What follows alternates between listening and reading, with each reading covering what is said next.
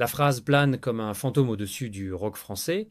Je n'ai pas pu dire adieu à mon père parce qu'on me l'a interdit. C'est une confession simple, presque chuchotée, mais elle a glacé tout un pays. En 2018, la France découvre, stupéfaite, le drame intime de Laura Smet, la fille du plus grand chanteur de sa génération, empêchée d'embrasser le corps de celui qui lui avait tout donné et tout repris. Ce soir-là, Laura écrit, non pas pour accuser, mais pour exister. Ces mots sont tremblants, comme s'ils sortaient d'une bouche longtemps bâillonnée. Elle s'adresse à son père, mais c'est le monde entier qui écoute, car derrière le mythe Johnny Hallyday se cache une tragédie de famille, une guerre d'amour et d'héritage, où les guitares se taisent et les avocats s'accordent. Elle avait 42 ans lorsqu'elle a décidé de parler, pas dans un plateau télé, pas dans un cri, mais dans une vérité nue, celle d'une fille qui a vu son chagrin transformé en spectacle. Pendant des années, elle a vécu dans l'ombre d'un homme que la France a sanctifié et que la mort a rendu intouchable. Et pourtant, derrière les cierges et les refrains, il y avait elle, Laura, la fille oubliée. On la croyait fragile, elle était simplement silencieuse, sa lettre fut un coup de tonnerre dans le ciel doré du clan Hallyday. La veuve, Laetitia, jusque-là figure d'épouse courageuse, devient soudain l'ennemi public numéro un. Le pays se divise, les médias s'enflamment, les fans s'affrontent en deux camps, Team Laura contre Team Laetitia. Mais Laura, elle, ne cherche ni vengeance ni pitié. Ce qu'elle réclame, c'est un droit élémentaire, celui d'aimer sans permission. Et c'est là, précisément, que son histoire devient universelle. Car au fond, ce n'est pas seulement la querelle d'un testament, c'est le combat d'une fille contre l'effacement. Dans un monde où l'argent prétend décider de tout, Laura rappelle que le deuil n'a pas de valeur marchande. Le 5 décembre 2017, au moment où la France entière pleurait son rocker national, une jeune femme, quelque part à Paris, restait dehors, devant une porte close, à attendre un adieu qu'on ne lui donnerait jamais.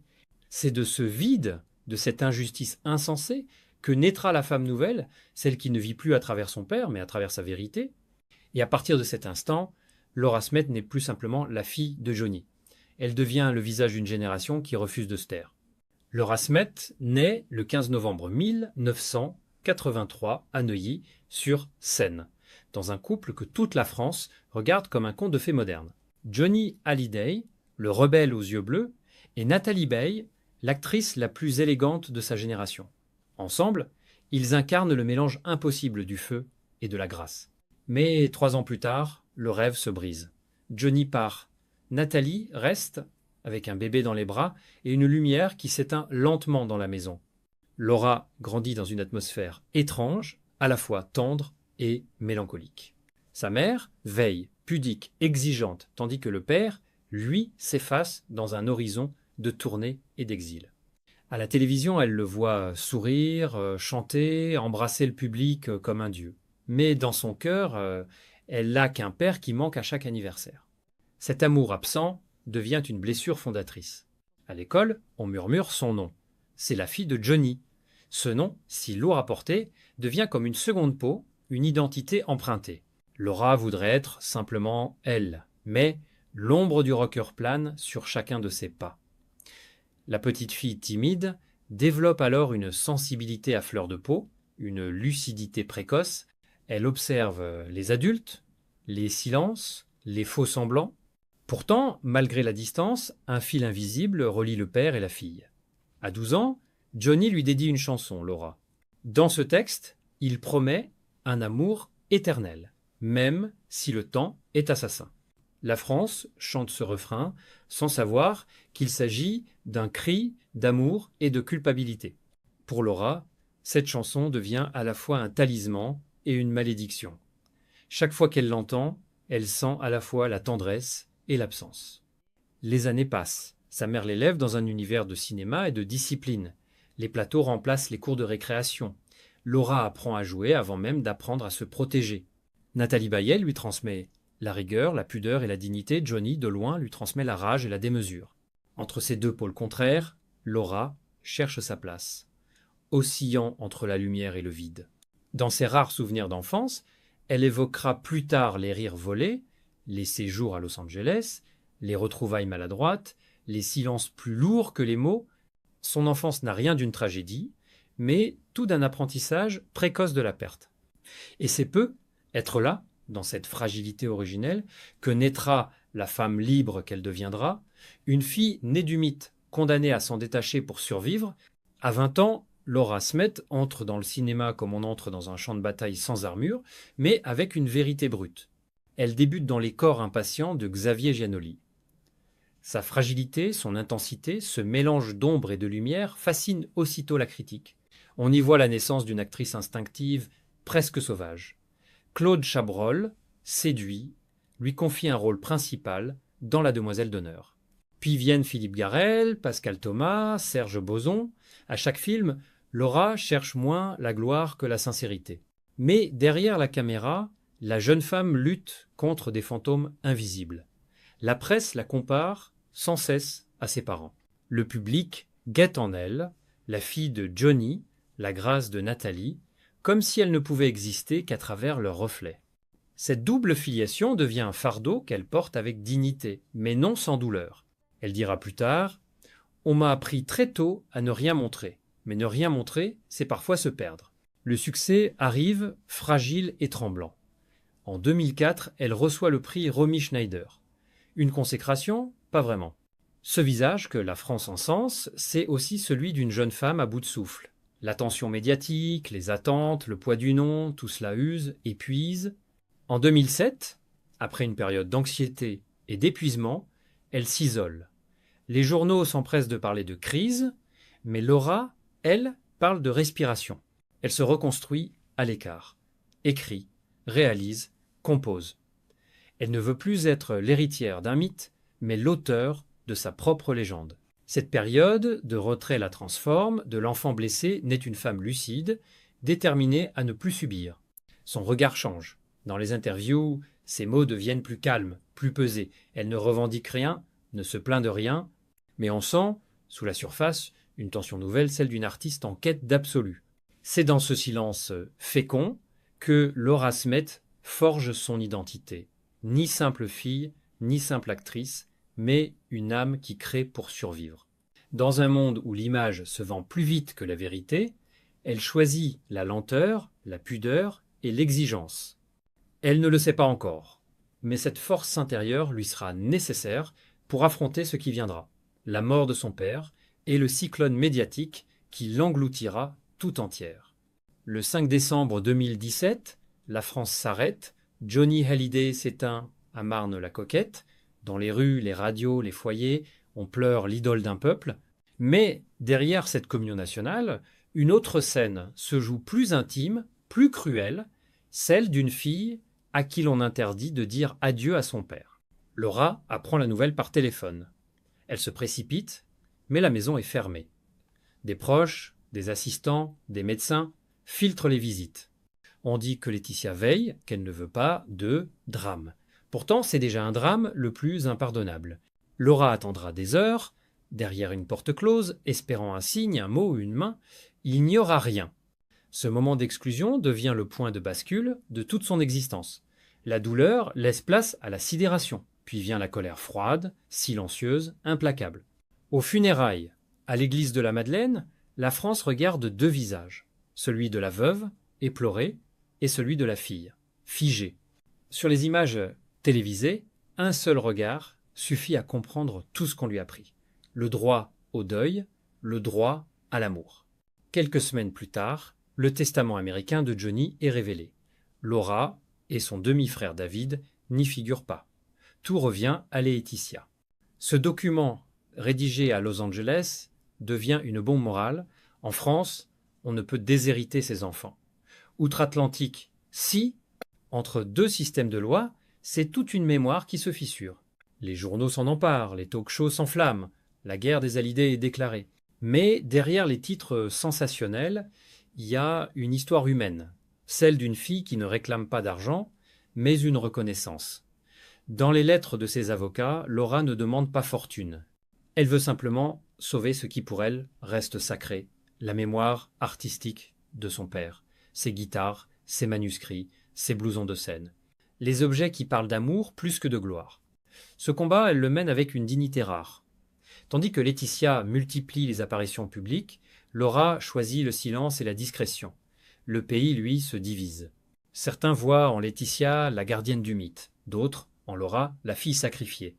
Les plateaux télé deviennent des tribunaux, les éditorialistes des juges du cœur, mais Laura reste droite. Elle écrit, elle filme, elle transforme la colère en création. Et lentement, quelque chose change. Le public, longtemps fasciné par le spectacle du deuil, commence à percevoir la vérité d'une femme blessée, mais juste. En 2020, un accord met fin à la guerre juridique. Laura ne réclame plus rien, sinon la paix. Elle garde les objets, les souvenirs, les lettres manuscrites de son père. Tout ce qui ne s'achète pas. Et dans ce geste simple, presque symbolique, elle gagne ce que l'argent ne pourra jamais offrir, la liberté intérieure. 3 ans après la mort de Johnny, le silence se fissure. En 2020, Laura accorde enfin une interview où elle prononce des mots lourds de sens. Ce que Laetitia a fait est impardonnable. Elle a transformé le deuil en spectacle. Cette phrase, dite sans colère apparente, sonne comme une délivrance. Car, pour la première fois, Laura ose nommer l'indicible non pas par rancune, mais pour reprendre possession de sa propre histoire. Les médias s'en emparent aussitôt. Certains y voient une revanche tardive, d'autres un cri d'authenticité, mais pour Laura, cette parole n'a rien d'un règlement de compte. C'est une catharsis. Depuis des années, elle portait cette humiliation muette, celle d'avoir été tenue à l'écart du dernier souffle de son père, celle d'avoir vu son chagrin mis en scène à la télévision. Alors, elle choisit un autre langage, celui du cinéma. Elle écrit, réalise, transpose. Le film L'ombre du rock naît de cette douleur transfigurée. Il raconte l'histoire d'une fille de chanteur manipulée par une belle-mère, obsédée par l'image du défunt. La ressemblance avec sa propre vie est flagrante, mais Laura s'en moque. Elle n'accuse pas, elle crée. Sur le tournage, on la décrit concentrée, presque ascétique. Chaque plan devient un exorcisme, chaque scène une manière de transformer la blessure en lumière. Dans une séquence bouleversante, la protagoniste brûle les disques de son père sous la pluie métaphore d'une libération lente, douloureuse mais nécessaire. Le film, présenté dans plusieurs festivals, reçoit un accueil inattendu. La critique y voit un geste d'artiste, pas un règlement de compte. Le public, lui, comprend. Beaucoup pleurent en silence. Pour la première fois, Laura Smet n'est plus la fille d'eux, mais une créatrice à part entière. Elle a conquis ce que le testament lui avait refusé. Une identité. Pendant ce temps, Laetitia continue de gérer l'empire Hallyday. Documentaires, concerts hommages, produits dérivés, tout devient marchandise. Laura regarde cela de loin, sans mots, sans procès. Elle sait désormais que la vengeance la plus douce, c'est l'œuvre accomplie. Quand on lui demande si elle a pardonné, elle répond simplement « j'ai compris ». Et dans cette phrase, tout est dit. La colère, la fatigue, la paix. Laura n'est plus la victime d'une histoire familiale. Elle en est devenue l'auteur. En transformant le deuil en art, elle a fait ce que son père avait toujours su faire, chanter la douleur pour survivre. Aujourd'hui, Laura Smet vit entre Paris et le Sud-Ouest, loin du vacarme et des projecteurs.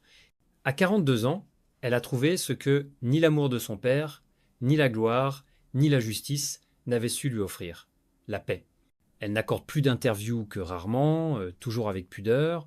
Son ton a changé, il n'y a plus de rancune, seulement une forme de douceur lucide. « Je ne veux plus qu'on réduise ma vie à une blessure », dit-elle. Ces mots résonnent comme un testament intime, une promesse silencieuse faite à elle-même. Son film « L'ombre du rock » dépasse le million d'entrées. Le public découvre une femme entière, authentique, débarrassée des masques et du mythe.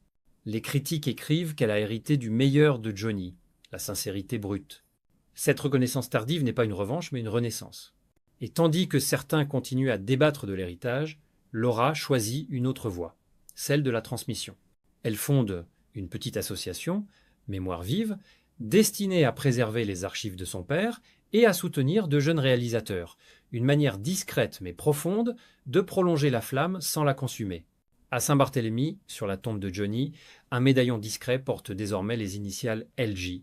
On raconte que c'est Laura qui l'y a déposé, un matin de vent doux, sans prévenir personne. Ce geste silencieux vaut toutes les réconciliations. Il dit « Je t'ai dit adieu » à ma manière. Le reste n'a plus d'importance. La fortune, les procès, les articles, tout cela appartient à un autre temps. Ce qu'il reste, c'est une femme apaisée, un regard clair, un nom qu'elle a enfin reconquis. Elle ne chante pas, mais dans son silence, on entend encore la voix du père, cette voix qu'elle a cessé de pleurer pour mieux la faire vivre. Laura Smet n'a pas hérité du patrimoine, mais de l'âme. Et dans ce monde où la gloire se consume vite, elle incarne désormais la rareté, celle d'une vérité sans cri, d'un amour sans condition, d'une paix conquise après tant d'ombre.